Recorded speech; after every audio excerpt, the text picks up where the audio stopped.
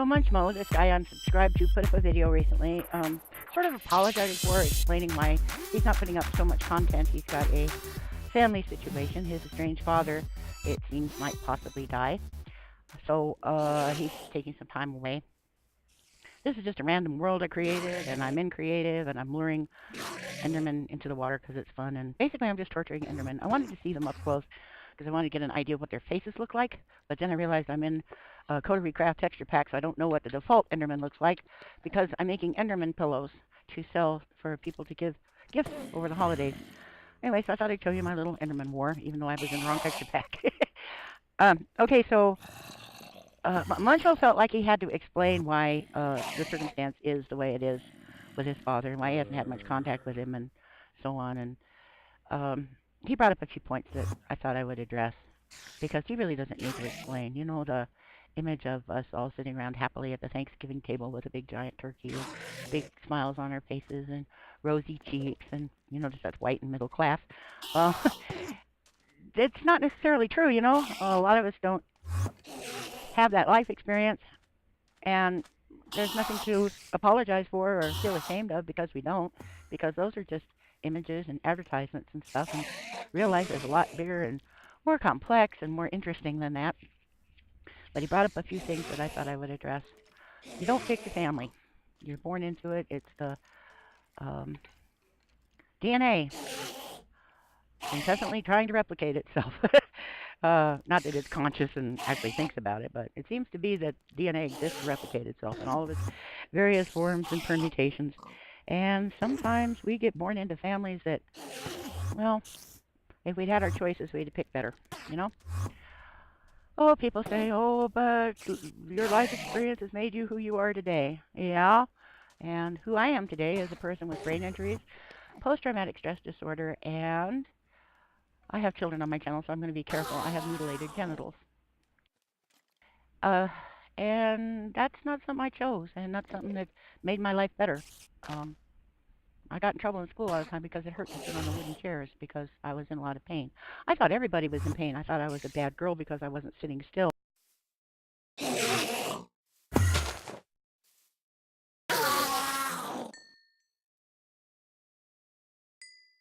Oh, I'm showing you how I do that thing to upgrade the priority for Minecraft so it works a little bit better. This is before I had Optifine installed on Minecraft's own launcher.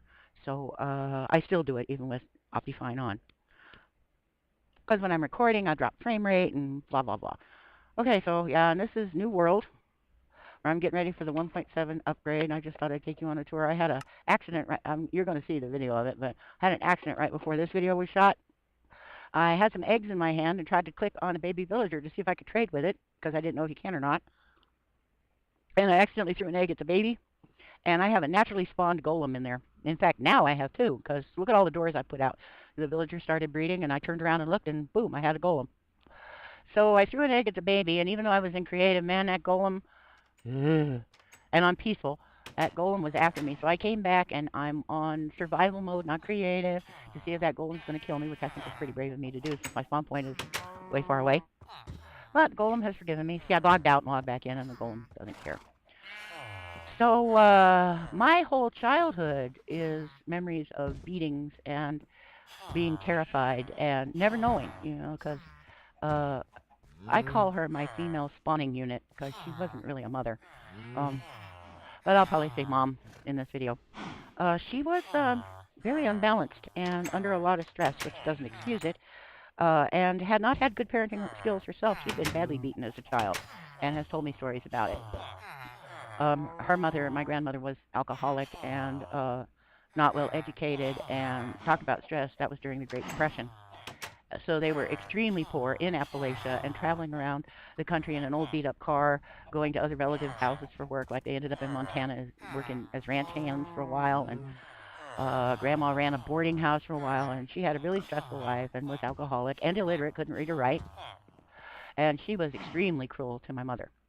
And that's what Mom learned, and that's what she did to me. And the results were brain injuries, post-traumatic stress disorder, and mutilated genitals. So you're talking in your video about being, well, I don't know if you used the word, but estranged from your father, is what I'm calling it. And there's nothing wrong with living a healthy, productive, useful life. And if that means letting go of people who are destructive influences or just lead weight, dragging a person down constantly, demanding attention for negative reasons, and not contributing productively to a person's life, you got to let those people go. And that includes biological family. Uh, Took me a really long time. I kept trying to be the good daughter, and I remember repairing her garbage disposal and putting a compost pile in her garden, and I did all the chores. I tuned up her she had a Dodge Caravan, like a minivan. Those things are tight, man. It's hard to squeeze in there and get all the spark plugs in and stuff. So I was a good girl for a really, really long time because I was raised in the church and told, that you're supposed to be obedient to your parents. And I thought there was something horribly wrong with me that was causing the beatings. And of course, mom went along with that and told me it was my fault I was getting beaten. She's a big, giant, strong adult, and me, a little bitty kid that can't defend myself and can't resist and, can't protest, can't do anything to protect myself from it or even keep it from happening because the rules always change. There's no logic to the rules of an abuser. They just abuse because they want to, and they come up with excuses why it's the victim's fault and stuff like that. So, one time Valentine's Day was coming up, and I was in elementary school, and mommy used to buy these really expensive little dresses for me because I was like a status symbol. Everything in her life was a status symbol. She'd made it out of the hills of Kentucky, was living in Southern California in the suburbs, and everything was about status. So she dressed me in these fancy dresses and sent me to school, and I'd get beaten because she pulled my hair back in a tight ponytail that was so tight it hurt.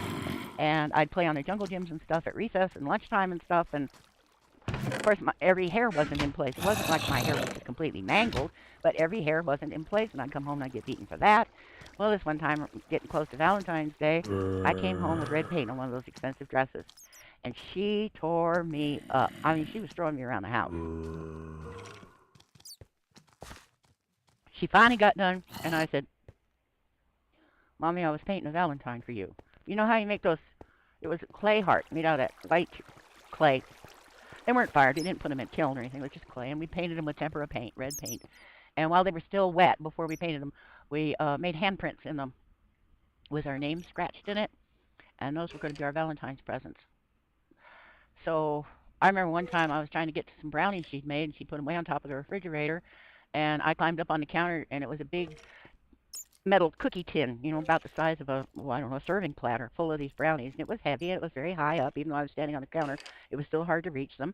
And I had permission to get them. It's just they were so far away and so high, and the counter was slick and covered with something slippery. And I got up there to get the cookies, and I dropped them from the top of the refrigerator onto the floor.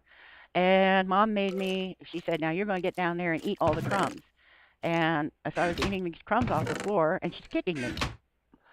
And at one point, she left the room, and I'm eating the crumbs, and boy, that golem can throw zombies really far, can't he? I don't know what a golem is. Uh, she left the room, and I was still eating crumbs, and I said, "Oh, that's not a crumb, that's a spider." And she came in, "Oh, I'm so sorry." Not sorry enough. Light levels. You see, every 5 things, there's glass on either side of the rail, where the rail track's going to be, and underneath is a jack-o'-lantern. I checked the light levels up there, and it's bright enough, even though the jack-o'-lantern's underneath, so that things can't spawn on my future rail track. Just telling you. So jack-o'-lanterns, man, I'm telling you.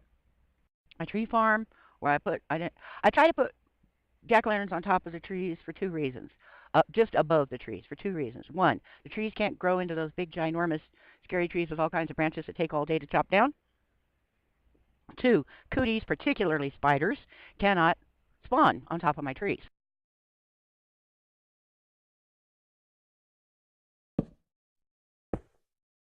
And I said, put in a pumpkin crooked. And here goes my tweeter. Oh, so it was stuff like that my whole life. And she was the president of the local Parent Teacher Association, PTA. So I had no relief at school. She was all in my school business. And she was the superintendent of the Sunday school at the First Baptist Church in the city we lived in. Largest pipe organ west of the Mississippi, 5,000 members at that time, back in the 50s, 60s, and 70s. That was considered a megachurch. I haven't done anything down here. I'm just in the ravine. I've lit it up a little bit, not really much. Scratched up some iron, whatever. Let's go around the periphery of that mountain I'm building in to see what's there and what I'll have. I'll probably take all the oak trees off the top and leave all the birch trees, thin it out so cooties won't have so much space. So I know what you're talking about, and about inheritance. Last time I saw my mother, she called the police on me and tried to have me arrested for trespassing because I had pneumonia. I put these trapdoors so cooties can't spawn in my mushroom farm, but I can walk through and harvest mushrooms. I'm gonna need a lot of mushrooms for fermented spider eyes and stuff to cure villagers and make potions. And so everybody, oh, your mother's so wonderful. You're so lucky to have Mrs. For your mother. And I just felt crazy because like I must be a terrible person because mom doesn't like me, but everybody loves the Mrs. So and so. Uh, what was I going to say about inheritance? Oh yeah, last time I saw her, she had called the police to have me arrested for trespass because I had pneumonia. I was in the basement because I wasn't allowed to be upstairs because she was afraid to get the sheets dirty. She thought I was going to give her pneumonia, so she tried to have me arrested for trespass. The cop was just scandalized at the living conditions and my health. But he had to follow orders. I didn't have written permission to be there. So I packed up my stuff and got in an old RV that I'd already been working on. And my truck was hitched up behind it, and I packed up my cats. And I drove from Kentucky to New Mexico. I was contacted by a cousin via email. I don't know how she found my email address, but she did. And asking if this was me.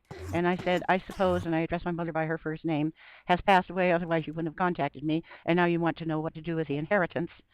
Well, Mom had squandered pretty much all of our upper middle class stuff and was living in a nursing home. And of course, to do that, you have to be basically bankrupt and penniless to have Medicaid and Medicare pay for a nursing home. And there was no inheritance left except, my father had won an Academy Award as a sound engineer on motion pictures.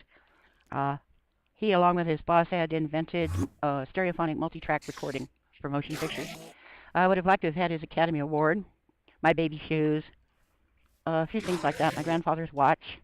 I did have the sense to know that Mom was becoming more and more psychotic and was beginning to escalate to the point where it was going to get dangerous. So I snuck through the house a couple of times when she wasn't home, and I had squirreled away a few things into my RV. But I had to be very careful because I was afraid she would detect that some items had been moved or missing, and I wasn't quite ready at that point to drive off. And of course, with pneumonia and whatever, I wasn't ready to drive off either. So you're not making a mistake to do your life the way you do it. We have to create our own families with our friends and the people we learn to love along the way.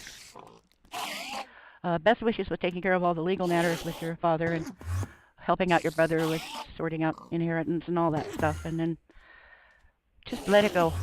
Let it go. You have your own life now. You're a success on your own.